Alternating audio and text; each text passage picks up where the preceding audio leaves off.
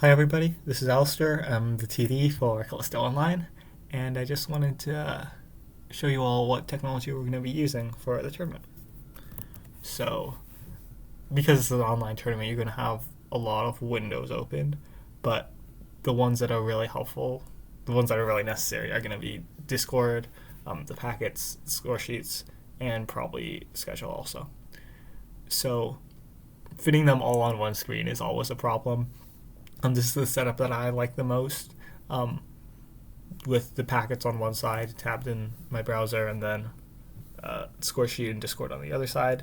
It's not great, but there are some ways that you can save space. So let's start with that then. So in Discord, you can just hide the member list sidebar. That gets you a bit of free real estate. You can zoom into PDF packets. If you did not know this, they're just a little small on 100% for me. And then in Google Sheets, there's a couple things you can do. One thing is that you can hide all this stuff at the top. What is it? If you just go full screen in Google Sheets, then it will hide all the stuff up there, which is not necessary because you'll be editing the spreadsheet. I'm going to go over how the score sheets we're going to use in a bit. But yes, that's one way to save space. Another one is that you can hide columns. So what I like to do is, if there's only 4 players on a team, I can just hide these 2 columns, and then it just frees up a little bit more horizontal space. All right. So also be careful not to press escape, because if you press escape, then that happens. We don't like that. Okay. So the way this tournament is going to be run, obviously over Discord. So you'll be reading through Discord voice chat through your mic or headset. Players will buzz in text chat and preferably answer in voice, although that's not mandatory. I'll issue guidance about what players should be doing soon. Yes, obviously this is not Callisto, this is logic, just for demonstration purposes, but I recommend having separate tabs for toss-ups and bonuses so that you can scroll separately without having to jump back and forth and lose your place. Let's talk about score sheets now. So these are beautiful so-called UCSD score sheets. Let's do this. And they're basically fully automated scorekeeping. So do not worry if you're a solo modern scorekeeper. There's not a ton you have to do. So let's start at the top. So these are completely optional, but I like doing them. You just note down who the mod and scorekeeper is for your tournament director, if that matters, and then make sure that the packet that you are reading is the correct one for the round. Then you'll see these drop downs here. Currently they don't work because stuff hasn't been inputted yet, but on the day of the tournament, these will be drop downs, and you'll be able to choose the teams, and then you'll be able to choose players from these drop downs who are on those specific teams. So that's really convenient because you don't have to, ask how to spell people's names and get it wrong and make a big old fuss. So then we can actually proceed without names. So then you just kind of score keep intuitively, right? This player here gets 10 on the toss-up, and then their team gets first and third on the bonus for 20. Cool.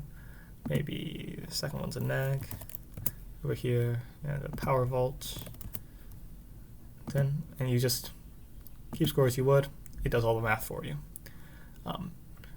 The sheet will yell at you when you do things wrong. So for example, if we have, let's say, this player got it, but also this player got it.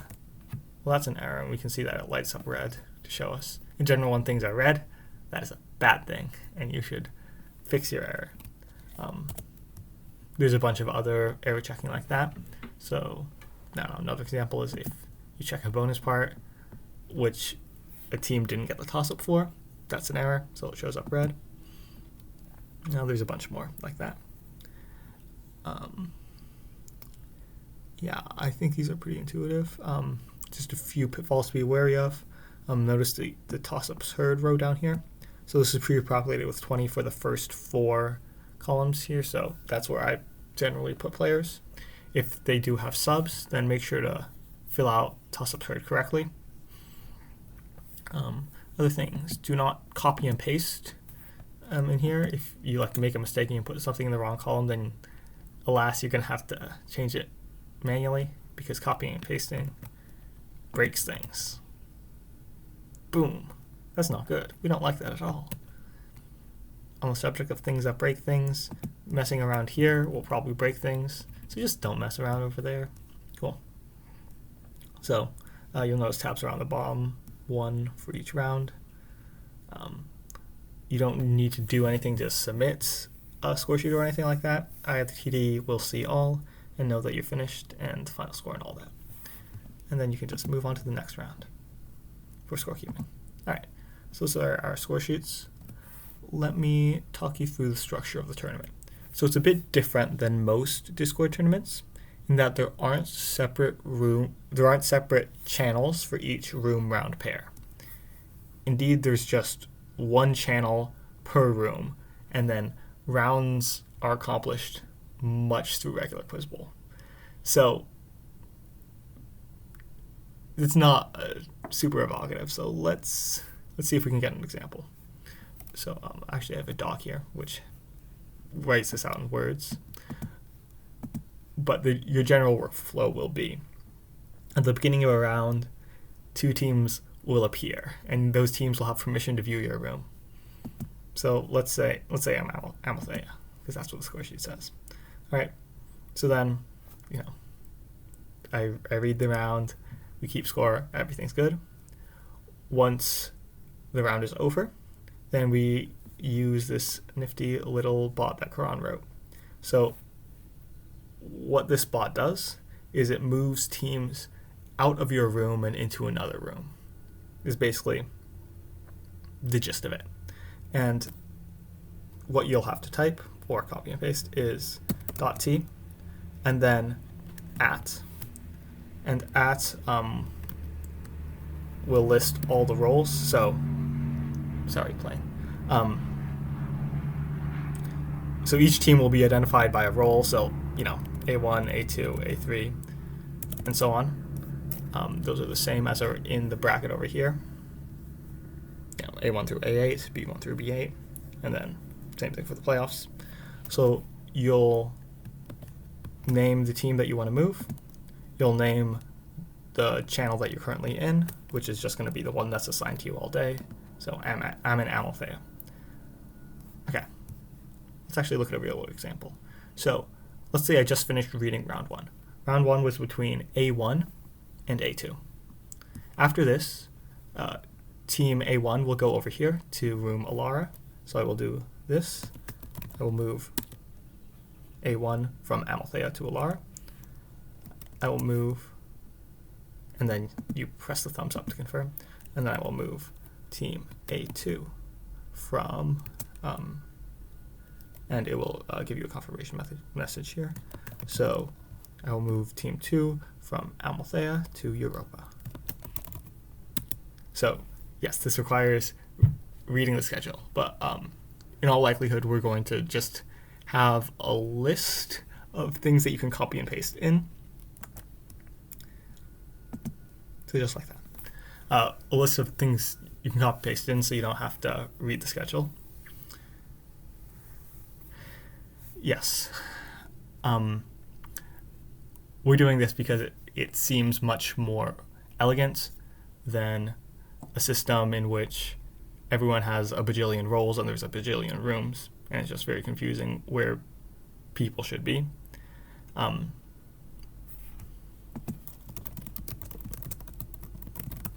Avinash just raised a good point in that you can put spam and bot commands over here, but whatever.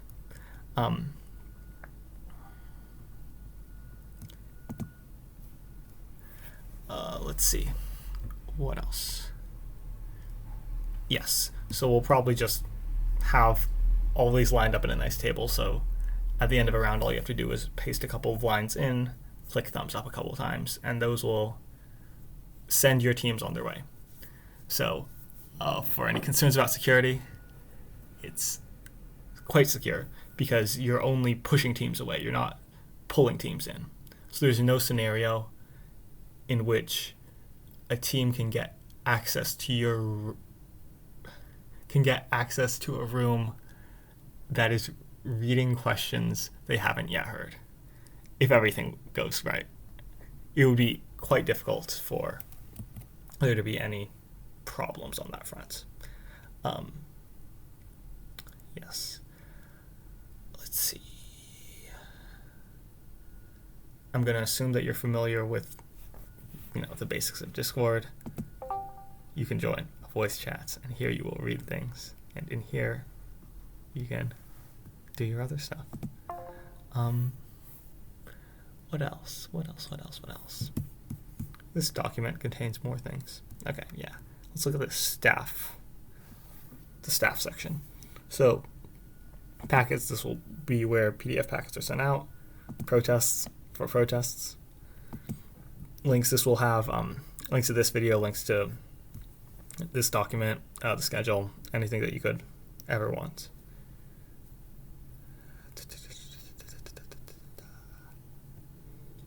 Yeah.